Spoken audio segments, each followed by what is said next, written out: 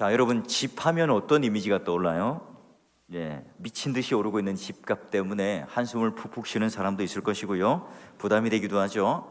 또한 이 집이라고 하는 것은 내가 이제 직장과 학교에서 고단한 하루를 보내고 그래도 마음 편히 쉴 수 있는 곳이기도 해요. 제가 살았던 주로 이제 일산, 잠실 이런 곳은요, 항상 이 집을 가지고 사람들의 행복을 따져요. 한 예로 이 잠실에 보면 한쪽은 이제 그 아시아 게임 아파트, 그쪽이 있고요. 한쪽은 이게 주택가가 있어요. 도로 하나로 딱 갈라지는데도요, 그분들끼리 서로 막 이렇게 어울리지 못해요. 아파트에 사는 사람들, 그분들 표현으로는 이제 주택가들 이렇게 해서 서로가 갈라진 채로 내가 이 아파트에 살면 성공한 사람이고 행복한 사람이고 주택에 살면 거기도요 전세가 어마무시하거든요. 그런데도 불구하고 마치 실패자처럼 비교하며 살아가요. 자, 우리가 잘 아는 노래가 있죠. 즐거운 곳에서는 날 오라 하여도 내 쉴 곳은 작은 집 내 집뿐이리 내 나라 내 기쁨 길이 쉴 곳도 즐거운 나의 집 내 집뿐이라. 여러분 어렸을 때 즐겨 부르던 동요 아닙니까? 자, 이게 이제 김재인 씨가 한국어로 번안을 해서 즐거운 나의 집이라는 노래를 불렀어요. 그래서 우리는 이 집이라는 의미가 그런 어떤 물질적이고 또는 부의 상징이 되는 그런 한 면이 있는가 반면 또 하나는 우리 그런 편안한 곳으로 이해되기도 합니다. 자, 오늘 이 이야기의 시작은요, 제가 이렇게 집 이야기를 꺼내는 것은 아주 날카롭게 대조되는 두 장소가 있습니다. 자, 보시면 53절과 8장 1절을 보면 다 각각 집이라는 것과 감람산이라는 것으로 갈라지죠. 그리고 밤에 집과 감람산으로 갈라지고 예수님께서는 아침에 어디로 오세요? 성전으로 와서 또 강론하시고 가르치시는 장면입니다. 자, 여러분, 예수님께서 감람산으로 밤에 올라가신 이유가 뭘까요? 담력 테스트하러? 아니면 야영을 하러 갔을까요? 여러분이 감람산이라고 하는 것은 바로 요한복음에 여기 딱 한 장소 나오지만 좀 잘 알죠? 나머지 세 복음서에서는 이 감람산이 어떤 장소입니까? 예수님께서 그 아주 노곤한 사역을 마치시고 이제 안식을 취하시고 하나님께 간절히 기도하는 장소가 어디입니까? 감람산이죠. 자, 그러니 그 감람산에 대한 이미지는 우리가 잘 알아요. 그러면 이 각각 사람들은 집으로 갔다, 예수님은 감람산으로 갔다. 어떤 그림을 대조하는 것일까? 자, 그러면 여기 나오는 이 각각 사람들은 집으로 갔다. 어떤 부류의 사람들인가? 7장부터 8장까지의 그 큰 그림 속에서 보면 첫 번째 7장 앞에 보면 누가 나옵니까? 예수님의 형제들이 나와요. 예수님의 형제들인데 예수님과 30년 동안이랑 같이 동고동락했는데 예수님이 누구인지를 모릅니다.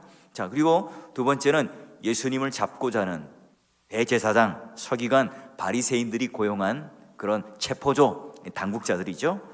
그리고 또 예수님을 배척하는 그런 대제사장들, 바리새인들, 그리고 8장에는요 서기관과 바리새인들이 나와요. 자, 그러면 여러분 예수님께서 이 공생의 사역을 시작하시면서 7장부터 8장까지 이를 때에 계속해서 가르치세요. 어떤 때는 길거리에서, 어떤 때는 성전에서, 어떤 때는 산에서, 어떤 때는 광야에서도 가르치죠. 그런데 여러분 예수님께서 강론하실 때 예수님은요 이 성경 저자 아닙니까? 성경 저자시죠. 예수님께서 성경 저자가 직접 나타나셔서 말씀을 설교하고 강론합니다. 근데 모두가 다 아멘, 예수님 저 정말 은혜 받았어요, 예수님께서 하시는 말씀이 제 귀에 쏙쏙 들어왔습니다, 반응을 하나요? 그렇지 않아요. 자, 오늘 여기 네 부류의 사람들 모두가 다 예수님을 몰랐고 그뿐만 아니라 예수님을 트집 잡아서 자꾸 딴지를 거는 사람들이에요. 여러분 서기관과 바리새인들의 문제는 뭡니까? 8장에 나타나는 이 사람들은 억지로 예수님을 트집 잡아요. 성전에서 가르치고 있을 때 가늠한 그 여인을 현장에서 붙잡아 오죠. 자, 그렇다면 여러분 가늠한 여자뿐만 아니라 누굴 데려와야 돼요? 가늠한 남자를 함께 데려와서 딱 심판석에 세워야 되는 게 맞잖아요. 그럼 증인들을 데려와야 합니다. 그런데 그들은요 진짜 그 여인의 음행에 대하여 어떤 심판을 내릴 것인가 관심이 없어요. 하여튼 어쨌든 예수님을 트집 잡아서 모세율법과 지금 예수님이 가르치고 있는 교훈을 충돌시켜 가지고 대결 구도를 만들어서 어떻게든 예수님을 좀 곤경에 빠뜨리고 싶습니다. 자, 그러면 오늘 우리가 봤더니 크게 한번 세 부류로 나누어서 그 예수님을 둘러싸고 있는 이 사람들이 어떤 식으로 어떤 마음을 가지고 살았는지를 한번 보면 그들이 이제 각각 집으로 돌아갔다, 예수님께서 감람산으로 갔다, 이 대조되는 그림이 무엇인지를 알 수 있을 거예요. 자, 첫 번째, 여러분, 예수님의 형제들, 어렸을 때부터 같이 뛰어놀며 함께 한 식구로 살았던 자들 아닙니까? 너무나 예수님이 익숙해요. 그런데 30년 동안 동고동락했지만 누구인지를 잘 몰라요. 자, 유대인의 명절 초막절이 가까웠을 때에 그 형제들이 예수님께 하는 말이 있어요. 야, 예수님을 보니까 독특해요. 가르침이 아주 뛰어나고요. 그리고 막 귀신이 떠나가고 병도 낫게 하고 놀라운 일들을 보니까, 야, 예수님, 예수님 예루살렘으로 가서요, 이적을 행하고 정치적 메시아가 되셔서 존경을 좀 받으세요. 명령을 하고 있어요. 부탁을 하고 있죠. 그럼 여러분, 예수님은 이 형제들로부터 예수님의 정체가 무엇인지를 제대로 알았을까요? 몰랐다는 거죠. 혈연, 그리고 그들과 함께 살았던, 공간적으로 가장 친밀했고 가장 가까이에 있었던 예수님의 형제들이 예수님이 누구인지를 몰랐다는 거죠. 내가 예수님과 가까이 지낸다, 내가 예수님과 함께 밥을 먹고 예수님과 한 공간에서 30년 넘게 생활을 했다, 그게 예수님을 알고 예수님을 믿는 믿음을 보장하지 않습니다. 결국은 그 형제들이 제발 예루살렘에 올라가서 똑같은 기적을 행하고 똑같은 말씀 강론을 통해서 예루살렘에서 존경받는 선지자요, 메시아가 좀 돼요 라고 부탁했지만 오히려 예수님은 은밀히 예루살렘에 올라가요. 우리가 교회를 오래 다녔어요. 내가 날 때부터 난 세례교인입니다. 난 수십 년간 교회를 다녔습니다. 여러분, 내가 예수님 이름으로 찬양도 하고 예수님 이름으로 기도도 합니다. 그러나 내가 아무리 교회와 친밀하게 지내고 예수라고 하는 그 문화 한가운데 살았을지라도 예수 그리스도가 내 인생의 구주라는 그 인격적인 만남, 예수가 누구인지를 몰랐다면 오늘 우리는 믿음이라는 것을 모르고 예수 그리스도가 누구인지를 모른다는 거예요. 여러분, 설교도 마찬가지죠. 얼마든지 예수님의 이름으로 하나님 말씀으로 잘 포장해서 내 뜻을 추구하고 내가 하고 싶은 말, 인간의 말잔치로 밀어붙인다면 여러분, 예수님을 모르고도 얼마든지 할 수 있는 거예요. 얼마든지 세상에 웃긴 이야기, 세상에 감동스러운 이 예화들을 조미료를 치고 양념도 뿌려서 할 수 있죠. 여러분, 전도도 마찬가지입니다. 전도하는 이 목적이 그 영혼, 어둠에 갇혀있던 그 영혼을 자유케 하여서 거룩한 하나님의 그 몸, 성전 가운데 그들을 이끌어서 생명에 잇대게 하는 그 목적이 아니라 내가 전도를 해서 한 사람 두 사람, 이게 오늘 내가 교회에서 인정받는 실력이 된다면 잘못된 거죠. 우리가 예수님과 가까이 지냈다, 난 혈연관계에 있다, 형제다, 오늘 그게 예수 그리스도를 아는가, 예수 그리스도에 대한 믿음이 있는가 담보해 주지 않습니다. 신학교 3년요 열심히 MDB 공부를 하고 열심히 내가 A+ 학점을 받아서 내가 1위로 졸업을 했어요. 그런데 그게 지식에 머물러요. 근데 그게 성적을 위한 공부를 했어요. 그게 내 인격을 변화시키고 예수님이 누구인지를 알고 예수님과 동행하는 삶이 없다면 뭐죠? 지식적인 공부를 한 거예요. 아무리 내가 예수님과 친밀하게 지내고 심리적, 물리적 거리가 가까이 있다고 하더라도 그건 예수님을 믿는 게 아니라는 거예요. 자, 두 번째 인물들을 볼까요? 종교 지도자들로부터, 제사장, 서기관, 바리새인들로부터 고용된 사람들이 있죠. 당신들 예수님 체포자가 되어서 조금만 흠이 보이면 딱 현장에서 결박해서 체포해서 데려오시오. 고용한 사람들이 있습니다. 종교 지도자들의 하수인이죠. 어찌 보면 을의 인생을 살아가고 있는 사람입니다. 그들은 예수님께 혐의가 발각되면 체포를 해서 데려오라고 명령을 받았기 때문에 그들은 그 고용한 사람들로부터 인정받고 싶은 욕구가 있는 사람들이죠. 이 사람들은 어떤 힘으로 움직이고 있습니까? 내가 내 윗사람이 시키는 이 명령대로 해야, 이것을 완수해야 우리 식구들을 먹여 살리고 내 입에 풀칠을 할 수 있는 거예요. 여러분, 당국자에게 고용된 사람으로서 자기를 고용한 사람들에게 큰 성과, 큰 업적, 남들보다 탁월하고 뛰어나고 민첩하고 빠르게 예수를 딱 체포해서 그들 앞에 데려다 놓는 것이 가장 큰 성공이요, 인정받는 거죠. 그런데 이들이 예수님을 섣불리 체포할 수 있습니까? 체포 못해요. 결국 저 나중에 예수님께서 마지막 유다로 통해 배신을 당하고 로마 군인들이 척하고 잡아가는 거죠. 여러분, 자기 상관이 내린 이 명령 중요합니다. 내가 이걸 해내야 이 세상에서 인정받고 성공하는 겁니다. 그런데 그들은 못해요. 왜죠? 예수님을 너무나 열광적으로 따르고 있는 그 군중들, 그 무리들이요, 그 순간 예수님을 딱 현행범으로 체포할 때 가만히 있겠습니까? 그들 때문에 무서워서 체포하지 못하는 거예요. 그래서 계속해서 눈치를 보고 있죠. 내가 상관으로부터 인정받아야 하기도 하지만 지금 내가 섣불리 예수님을 잡았다간 또한 내가 화를 당할 수 있어요. 자, 이런 것들 때문에 그들은 섣불리 행동하지 못하고 있는, 주저하고 있는 사람인 겁니다. 자, 그러면 그들 또한 이제 곁눈질로 성경에 대한 진리를 듣고 살았던 존재들 아닙니까? 어쨌건 간에 성전 안에서 종교 지도자들과 함께 지냈으니까요. 그런데 이들은 성경과 진리에 대한 정확한 이해와 확신이 없어요. 자, 어떻게 말하냐면, 야, 그 그리스도라고 하는 사람들 어찌 그리스도가 갈릴리에서 나오겠느냐? 그 지금 예수님의 고향이 어디라고 생각해요? 갈릴리라고 착각하는 거예요. 그런데 성경에 이르기를 예수님은 어디예요? 다윗이 살던 베들레헴에서 났다. 여러분, 성경만 한 장 딱 들여다보면 정확한 팩트가 무엇인지를 알죠. 예수는 갈릴리 출신이 아닌가? 누가 퍼뜨린 소문이에요? 그 당시 바리새인들이요, 지식인들이 성경 말씀을 딱 왜곡시켜서 가짜 뉴스를 그 카톡에다가 막 뿌린 거예요. 예수님의 진짜 출신이 어디인지, 예수님의 가족들 있잖아요, 예수님의 형제들 있지요.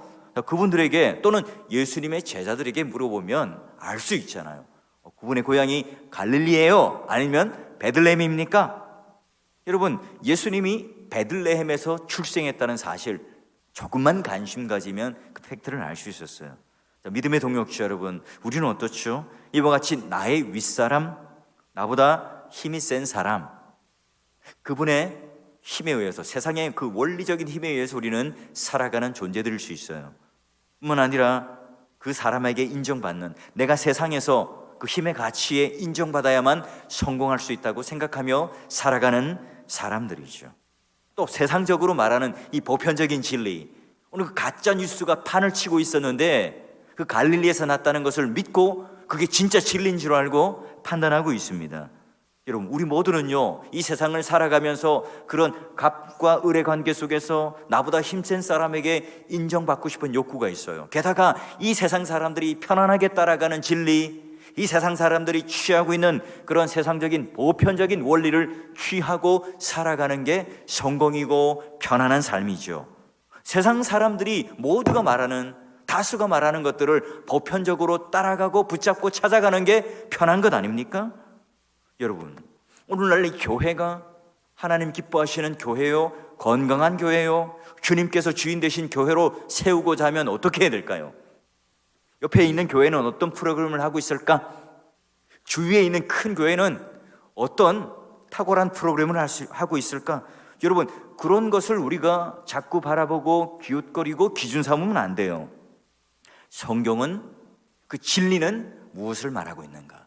성경과 진리에 따라 믿음의 우리 선배들은 어떻게 해왔는가? 그런 역사 전통 속에서 진리를 바라보며 그 렌즈를 껴야 되겠죠. 자, 그렇지 않고 계속해서 오늘 우리가 세상을 살아가는데 이 세상 속에서 내 상관, 나보다 힘센 사람에 대한 인정, 근데 또 세상을 살아가다 보니 만만치가 않은 거예요. 예수를 잡고자 하니 그걸 따르는 사람이 많고, 그걸 잡자니 내가 목숨이 위태롭고, 또 이게 얼마나 힘들어요. 이렇게 사는 게 힘든 거죠.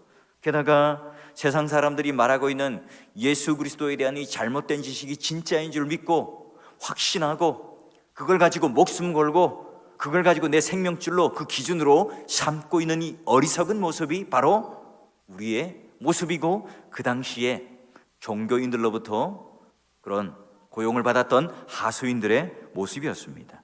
자, 그리고 이제 종교적인 지도자들, 바리새인들, 서기관들, 대제사장들, 성전이라고 하는 그 거룩한 곳, 하나님 임재가 있는 곳, 오히려 그곳에서 하나님을 모른 채 성경 말씀이 홍수처럼 이루어야 할 그곳에서 오히려 성경 진리에 까막눈 처럼 무지한 채 그들은 종교성을 이용해서 철밥그릇처럼 붙들고 살아가는 존재들이었죠.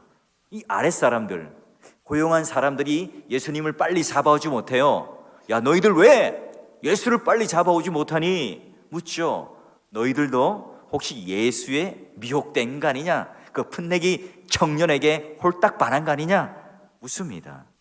여러분, 오늘 이 사람들이 움직이는 그 내면 기준은 뭡니까?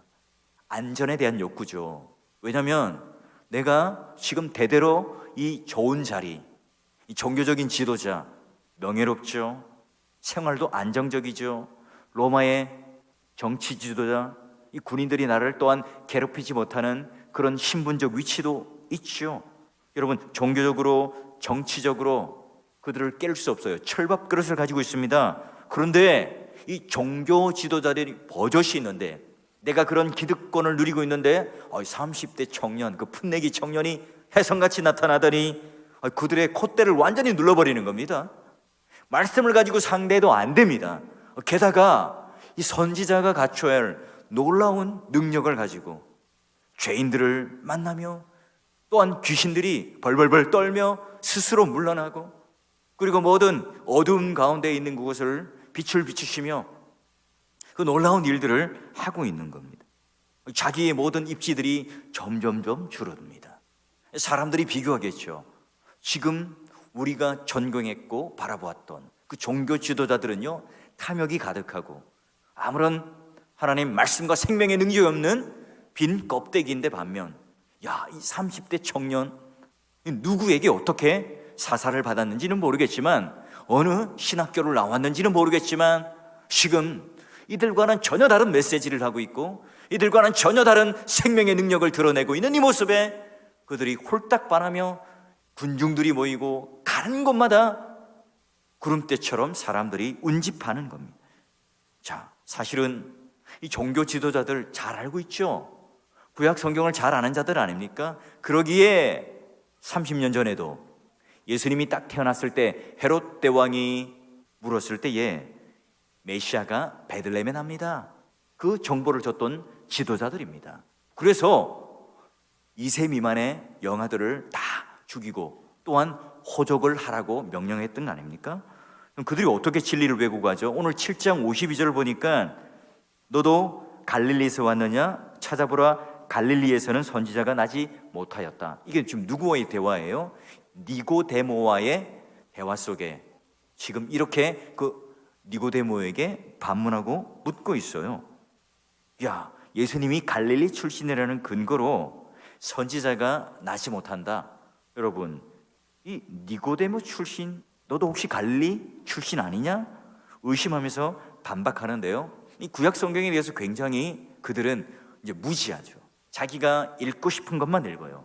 알고 싶은 것만 그들은 읽었던 겁니다. 구약의 선지자 요나, 나훔, 호세아 다 갈릴리 출신들이에요. 여러분, 그러기에 이 교회의 리더십을 가진다는 것, 내가 교회 안에서 직분을 가진다는 것은 굉장히 엄중합니다. 세상의 가치와 판단을 가지고 오늘 교회 안에 그런 성경의 진리와 그런 리더십의 중요한 적용들을 해서는 안 된다는 거죠.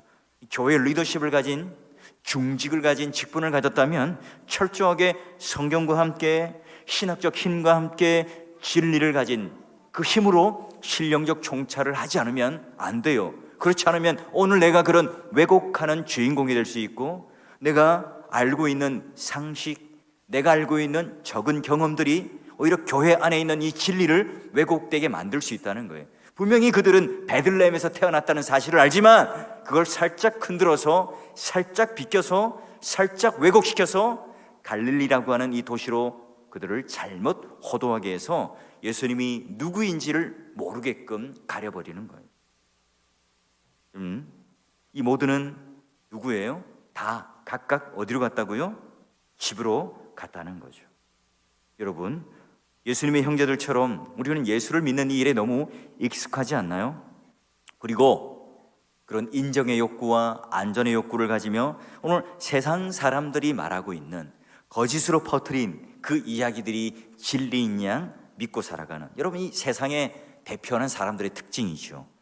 우리는 그저 지금 이 세 부류의 사람들처럼 내 세포가 기억하는 것처럼 그들은 각각 집으로 가고 있습니다. 이 중요한 건 그들이 각각 집으로 갔는데 집이라고 하는 것이 무엇을 상징할까요? 왜 요한은 집과 이 감람산을 대조시키고 있는 걸까요? 그것도 밤이라는 시간적 배경 속에서요. 집은 어때요? 그 공간은 편안하죠. 내 세상입니다. 물론 저 같은 사람은 집에 가면 이렇게 순위로 보면 아들이 셋이 있으니까 5순위에 해당합니다. 다행히 개가 없기 때문에 그 순위 안에 더 밀리진 않아요. 얼마나 다행인지 모릅니다. 그래도 여러분, 눈치 보면서 리모컨을 잡아야 해요. 다시 말하자면 이 집이라고 하는 것은 철저하게 자기 중심성이 강하게 적용되는 것이죠. 집에서는요, 제가 넥타이 매고 양복 입고 TV를 정자세로 딱 앉아서 누가 볼까 눈치 보면서 TV를 볼까요? 예, 저도 집에서는 파자마 입고 있겠죠. 그럼 어떤 소그룹에서 있었던 이야기라고 해요. 이 남녀 부부가 방귀 트는 이야기를 했다는데요. 어느 날 이 방귀를 꼈어요. 아내가. 남편이 칭찬을 합니다. 야, 집에서라도 마음껏 끼세요. 자, 또 어떤 남편은요, 분명히 방귀 소리를 들었어요. 그런데 묻기도 전에 아유 여보, 제가 그 소리를 안 들었어요. 못 들었어요. 한대. 어떤 남편은 이제 야단을 치는 사람도 있죠. 예, 여러 부류의 사람들이 있는데 그만큼 이 집이라고 하는 공간은 내 마음대로 편하게 할 수 있는, 내가 원하는 대로 집행할 수 있는 곳이 바로 집이에요. 물론 이제 사람이 아무도 없을 때는 뿡뿡 방귀를 뀌겠죠. 그만큼 여러분, 오늘 이 집이라고 하는 것은 내가 왕이 되고 내가 중심이 되고 내가 영광이 되는 곳이라는 말입니다. 자, 그런데 예수님께서 산상수훈 가운데에 아주 중요하게 했던 핵심적인 메시지가 뭐냐? 자, 보면 먼저 그 나라와 그의 의를 구하라. 그 나라, 그 아버지의 집을 구하라고 그래요. 자, 그리고 이 팔복의 처음과 끝이 뭐냐면 심령이 가난한 자가 천국이 그들의 것이고, 그리고 의를 위하여 박해를 받는 자가 복이 있는데 천국이 그들의 것이다. 첫 번째와 마지막이 다 뭐예요? 천국을 이야기해요. 아버지의 집을 이야기해요. 그리고 여러분, 우리 잘 알고 있는 요한복음 5장에 어디가 나옵니까? 베데스다, 자비의 집인데 거기 자비의 집 맞습니까? 잔인의 집이죠. 1등만이, 제일 먼저 달려가는 사람만이 고침을 받는, 여러분, 가장 자비롭게 그 은혜 가운데 가야 할 사람들은요, 정작 장애가 너무 심하고 도저히 물이 요동칠 때 그곳에 갈 수 없는 사람들은 정작 그 순위에 밀려날 수밖에 없는 사람들이죠. 여러분, 이게 비참한 곳이지 자비로운 곳이 맞습니까? 이게 여러분, 세상 사람들이 구축하는 집의 속성입니다. 강남을 가보십시오. 집값이 너무 비싸요. 접근할 수가 없죠. 너무나 그 큰 철옹성 가운데 두고 있는 겁니다. 누구도 범접할 수 없어요. 그래서 우리는 열심히 나만의 집을 구축해 나가죠. 그런데 요즘 예수님은 어디로 갑니까? 감람산으로 가요. 감람산은 집이 아닙니다. 화장실도 없고요, 명품 가방, 명품 옷도 필요 없는 곳입니다. 감람산을 왜 가죠? 십자가를 지죠. 골고다의 언덕을 통과해서 십자가를 지고 결국은 아버지의 집, 하나님의 집으로 가기 위한 여정이죠. 이 감람산은 어떤 곳입니까? 내가 왕이 되는 장소가 아니죠. 하나님이 왕이 되는 장소이고 내 뜻이 세워지는 왕국이 아니라 아버지의 뜻을 묻는 기도의 장소입니다. 여러분, 그곳에는 맛집도 없습니다. 편리한 시설도 없어요. 아버지의 뜻이 있는 곳이고 아버지의 뜻을 받는 곳이고 아버지의 뜻이 시행되는 곳입니다. 여러분, 얼마 전에 제가 아는 친구 목사를 만났는데 개척한 지 몇 개월 안 됐는데 막 몇백 명이 되었다고 얘기합니다. 여러분, 부러워할 수 있죠. 여러분, 근데 하나님 뭘 물을까요? 정작 당신이 세례를 준 사람은 몇 명입니까? 안 믿는 사람이 생명을 얻고 그리고 함께 오늘 하나님 집 가운데 자비의 집이 되고 있습니까? 그걸 묻지 않을까요? 여러분, 우리는 자꾸 교회라는 공간도 인간의 집, 인간의 왕국으로 만들려고 그래요. 우리는 집을 떠난 사람 아닙니까? 그래서 아버지의 집을 찾아가는, 진짜 아버지의 집을 찾아가는 순례자고 또한 여행객이고 동역자들이죠. 여러분, 우리가 그러게 늘 감람산으로 가지 않으면 안 됩니다. 오늘 우리가 이 금요 기도에 온 목적이기도 하겠죠. 예수님께서 십자가를 지시며 내가 이제는 내 뜻대로가 아니라 아버지 원대로 하십시오, 세상과 딱 결별하는 그 장소가 어디예요? 바로 감람산이잖아요. 우리는 날마다 집을 떠나 감람산을 가고 있습니까? 우리들의 가장 큰 숙제이죠. 예수와 살았지만 예수를 몰랐던 형제들, 익숙한 예수와 함께 익숙한 문화와 익숙한 삶을 살았지만 몰랐고, 또한 내가 종교 지도자들부터 예수님을 잡아오라고 했던 그 시대의 익숙한 삶의 방법과 보편적인 원리를 붙들고 살았던 사람들, 또한 정작 율법을 다루는 자였고 성경을 가진 자들이었지만 율법을 몰랐던 무지인 종교 지도자들의 모습이 바로 그 시대에 그 예수님을 둘러싸고 있던 사람들이라는 거예요. 오늘 내 주위에 나도 모르게 자꾸 내 집을 구축하고 내 왕국을 만들어가는 그 사람들을 보면서 에이, 저 사람 밥맛 없어, 저 사람은 아니야, 여러분, 우리가 판단하고 평가지만 은밀히 우리는 또 그런 집을 짓고 있는 사람들은 아닙니까? 여러분, 이어서 이제 요한복음 8장에 넘어오면 자기 집을 구축하고 살아가는 전형적인 인간들이 나오죠. 가늠한 여인들을 데려와서 자기 논리대로 자기가 지은 집대로 가지고 있는 이 사람 시선에는요, 나쁜 사람과 좋은 사람, 자, 그들은 좋은 사람이고 여인은 나쁜 여자예요. 자기 집에서 나온 자와 지금 아버지 집에서 나온 자와의 전쟁이 벌어지고 있죠. 모세 율법의 근거로 그들은 여인을 돌로 쳐 죽이라고 합니다. 중요한 것은 지금 이 순간에 예수님께서는 여전히 감람산에 계세요. 아버지 임재를 초청하죠. 가늠하다 잡혀온 이 여인이, 이 사람들이 저 여인을 피고 속에 세우십시오 삿대질하지만 오히려 예수님께서는 그 고소하는 사람들을 다시 피고 속에 오히려 세우고 있어요. 땅바닥에 글씨를 쓰면서 그들이 옳음을 인정하며 나가지만 오히려 그들이 아버지의 재판장 앞에 서 있도록 하는 거죠.